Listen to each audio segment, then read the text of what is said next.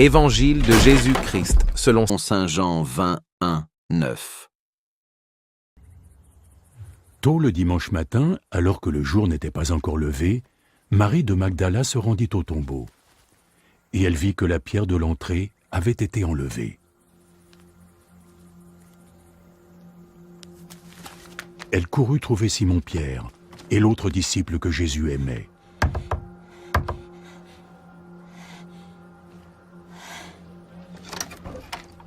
Ils ont sorti le Seigneur de son tombeau et on ne sait pas où il a été emmené.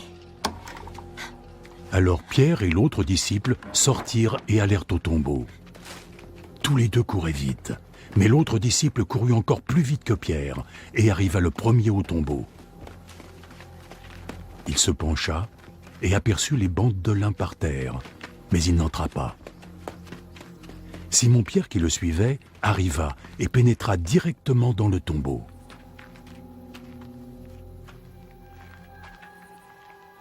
Il vit les bandes de lin à même le sol et le linge dont on avait couvert la tête de Jésus. Ce linge n'était pas par terre avec les bandes de lin, mais il était enroulé à part.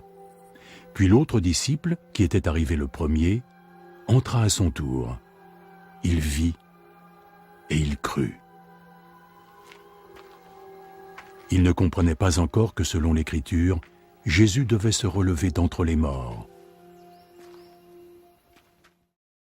Acclamons la parole de Dieu.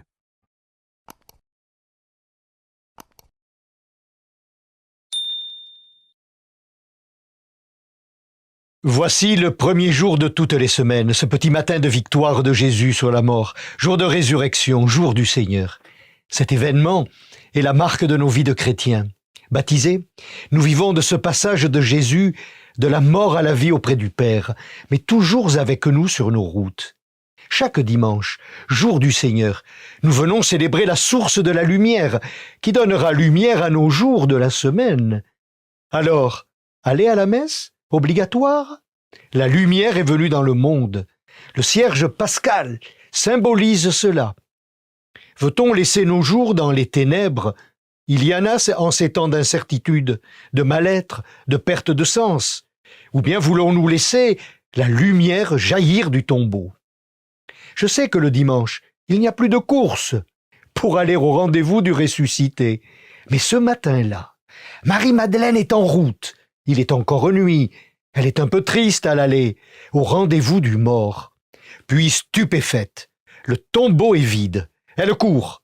Pierre et Jean courent tous les deux, l'un plus vite, il est vrai. Ils voient. Tous les signes à leurs yeux appellent à la vie. Ils comprennent.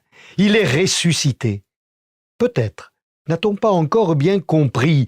Il est ressuscité, vivant par sa parole, dans le partage du pain, dans son corps Église. Et si nous courons vers lui, ce n'est pas pour aller au spectacle.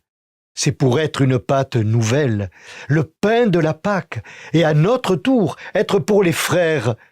Pain, don de Dieu, pain pour le partage, pain pour le service, pain pour l'annonce, pain pour l'espérance, pain pour la mission, être des ressuscités avec le Christ.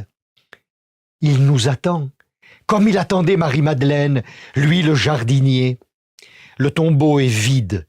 Debout avec lui, le soleil levant, laissons-le faire grandir en nous tous les germes de vie, d'amour et d'espérance déposés en nos vies. Alors, soyons au rendez-vous du ressuscité, avec les frères. Alléluia! Bonne semaine de Pâques!